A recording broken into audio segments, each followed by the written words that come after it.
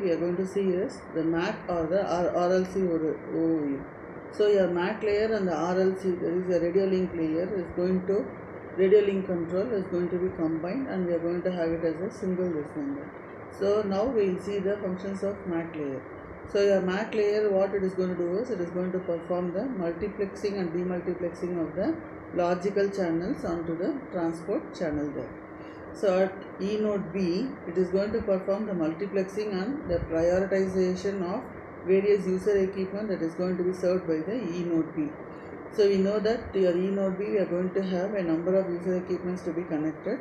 So when it wants to share the information, then it has to do the multiplexing operation, and it is going to prioritize the user equipments according to the channel quality there. And next is at the user equipment, again we are going to perform multiplexing and prioritizing the radio bearers that is going to be associated with the user equipment. So here it is going to provide services to your RLC layer through the logical channels. It is going to take services from the physical layer through transport channels. So you know that in the architecture we have seen the physical layer, a transport channel is going to utilize the physical layer. Physical layer is going to utilize the transport channel services, and it is going to provide service to your MAC layer there. So it takes services from your physical layer through the transport channels and provides services there. And here in this case, we are going to have next see the functions of RLC layer. So your radio link control layer is going to provide the segmentation and concatenation of the PDCP unit. So whatever is going to be the data unit we are going to get, that data unit can be concatenated or it can be segmented if based on the size of the PDU data unit there. So here based on the size which is going to as mentioned by the MAC layer, it can be segmented or concatenated. And we are going to have the recorders, it is going to reorder the RLC PDUs if they are going to be received out of order due to a hybrid ARQ process in the MAC layer. So in this case, when I am going to have your suppose in a hybrid ARQ process, if there is going to be an error packet, it is going to do the retransmission of the data packets. When the retransmitted data packets are going to be received, the packet should be again reordered, and that is going to be done by the RLC PDUs there. And your RLC is going to support your ARQ mechanism, that is your automatic repeat request mechanism there. So we have three different data transfer modes of RLC. So the three different modes are going to be a transparent mode, acknowledged mode, unacknowledged mode there. So here what are the differences we'll see now. First is transparent mode. So transparent mode is going to be the simplest mode. So it is not going to be used for user plane data transmission there. It is not your RLC entity here in this case does not add any RLC header to the PDU. So only we are going to have the data, and it is going to be simplest mode of data transmission, and does not have any RLC header to the data unit there. And we are not going to do any segmentation or concatenation process. No retransmission of data, and order of the delivery is also not guaranteed because no retransmissions are there. And where we are going to use it is when we are going to go for a radio resource control broadcast messages, paging messages which are going to be used in your transparent mode. For all this, we will be using your transparent mode there. Next is your unacknowledged mode. Unacknowledged mode is nothing but the order of the delivery is going to be guaranteed, and your dedicated downlink traffic control traffic channel logical channels are going to be operated in this mode, and it is going to perform your data segmentation and concatenation in your RLC STUs. So no retransmission of the last PDU is going to be there.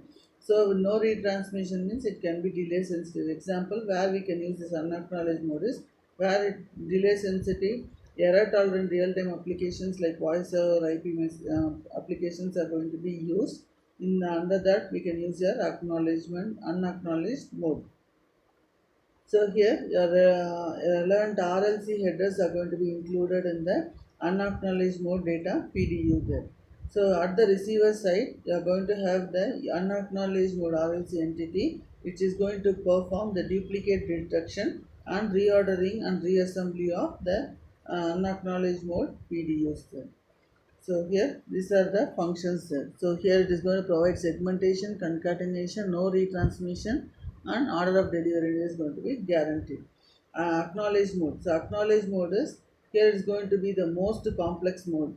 So it is going to perform retransmission of the missing PDUs, and it is going to be used by error sensitive and delay tolerant applications. It can be configured to deliver or receive the RLC PDUs through DCCH and DTCH. That is a dedicated control channel and a dedicated traffic channel. So your acknowledge mode RLC entity is going to deliver or receive the acknowledge mode data PDU.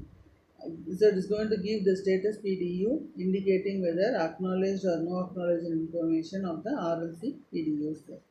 So it is going to perform retransmission of missing PDUs where it is going to be used by error sensitive and delay tolerant application. It can be configured to deliver or receive the RLC PDUs through dedicated control channel or dedicated and dedicated traffic channel there. And acknowledgement mode RLC entity is going to deliver or receive the acknowledged mode data PDU. So it is going to give the status PDU indicating the acknowledgement or no acknowledgement information or the RLC PDUs. Next is purpose of the MAC and RLC layers. So here the main services and the functions of the RLC sublayer is going to include your, it is going to transfer and receive from PDUs from the upper layers there. And your error detection, the error detection is using your ARQ is going to be done in your acknowledgement mode. Concatenation, segmentation and reassembly of the data RLC SDUs is going to be done in unacknowledgement mode as well as in your acknowledgement mode data transfer.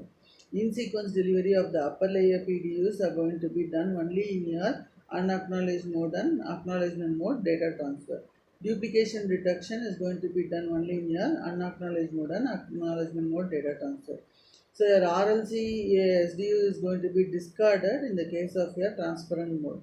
So here in this case only in UM and your unacknowledged mode and acknowledged mode data transfer there.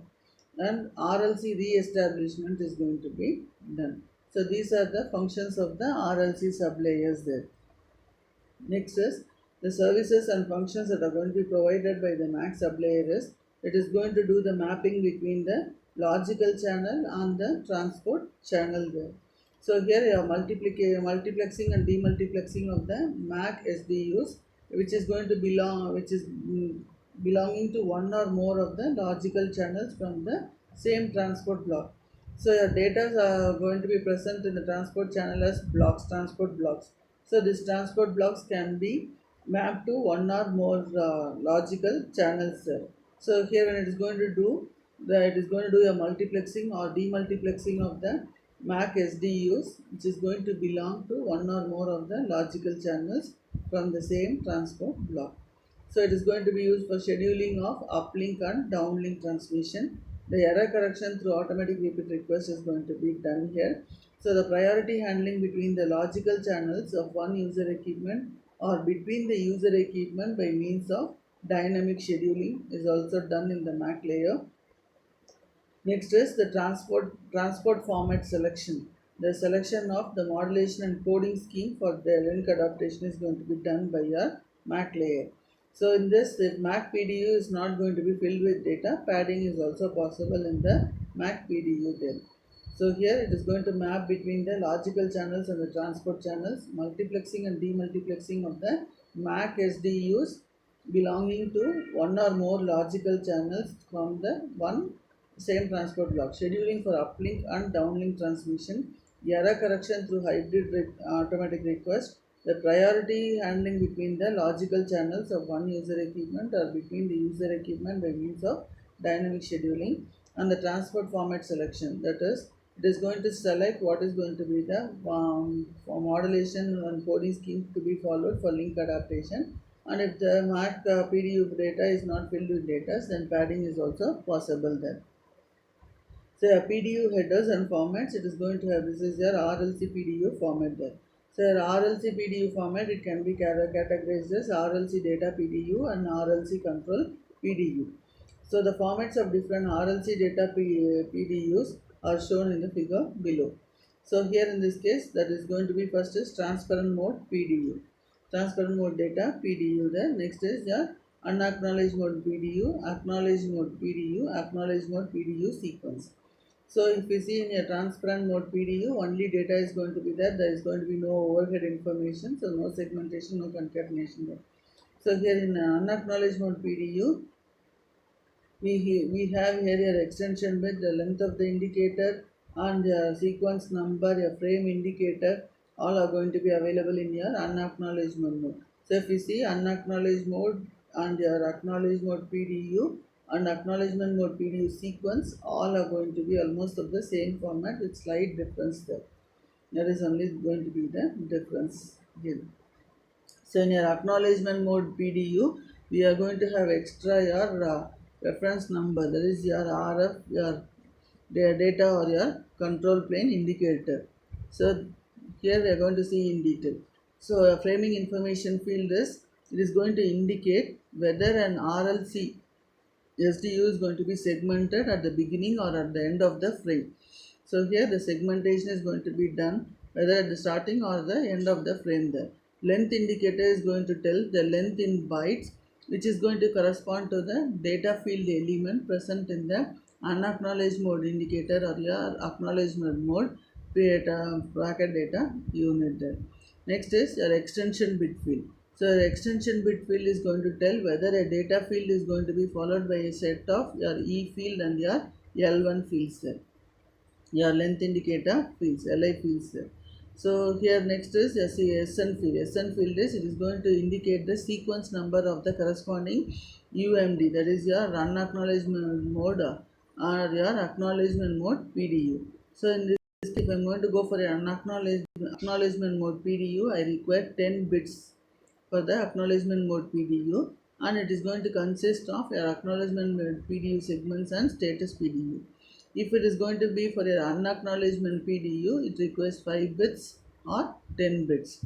So the PDU sequence number is going to do, the PDU sequence number on the RLC header is going to be independent of the SDU sequence number, that is the PDCP sequence number. So here for our acknowledgement mode PDU and your acknowledgement mode PDU segments, additional fields are available. That is data or control field, resegmentation flag field, polling bit field. So your data or control field is whether you are going to indicate that the RLC PDU is going to be data or RLC control PDU. The resegmentation flag field is going to indicate whether the RLC PDU is an acknowledgement mode PDU or an acknowledgement mode PDU segment, whether it is acknowledgement mode PDU or PDU segment there.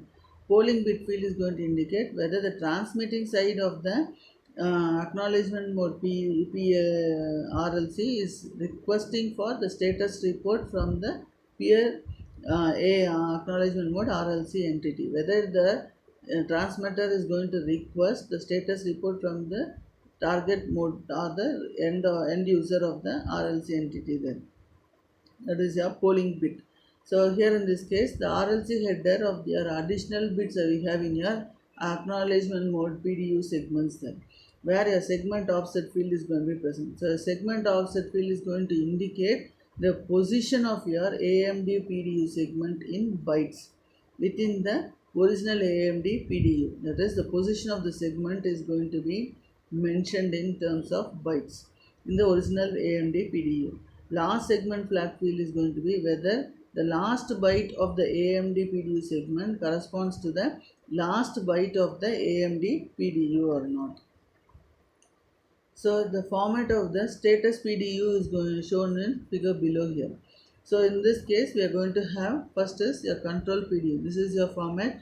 One is your D bar C, that is your data bar control plane, whether we are going to use it. Then your CPT, that is your control PDU type field there. So here in this case, it is going to tell the type of control PDU, RLC control PDU, and it is going to be in the release 8 status PDU there. Is only the defined control PDU. Here in this case, type of control PDU what we are going to use. Next is your acknowledgement sequence field. So acknowledgement sequence field is going to indicate whether the sequence of the next not received RLC data PDU is not reported as missing in the status PDU. So your acknowledgement status field indicates the sequence number of the next uh, not received RLC data PDU. That is, which is going to be reported as which is not reported as missing in the status PDU there. That we will be telling them. So here in this case, the extension bit. So extension bit E1 is going to be indicated as indicates whether it is going to be a not acknowledged sequence number E1 and E2. Next is say extension bit 2. So extension bit 2 field indicates it is whether it is going to be a start of the segment or whether it is going to be a end of the segment there. So next one is a negative acknowledgement sequence field. So negative acknowledgement sequence field is going to indicate the sequence number of the AMD PDU, that is your acknowledgement mode PDU, that has been detected as lost the receiving side of the AMRLC entity. That is a not negative acknowledgement. So negative acknowledgement means it has not received, the packet has not been received. The packet has not been received means we should know what is going to be the sequence number. So that sequence number is going to be defined by this negative acknowledgement sequence field. So here in this case, it is going to be detected as lost at the receiving side of the AMRLC entity. So next is SO start field and SO end field. So these two fields together indicate the portion of the AMD PDU, that is with SN is equivalent to negative acknowledgement SN that has been detected as lost at the receiving end of the RLC entity. So when I'm going to tell I have not received, the receiver is going to tell that it has not received the packet. In that case, it should know where it is going to be a starting field and the ending field. Thank you.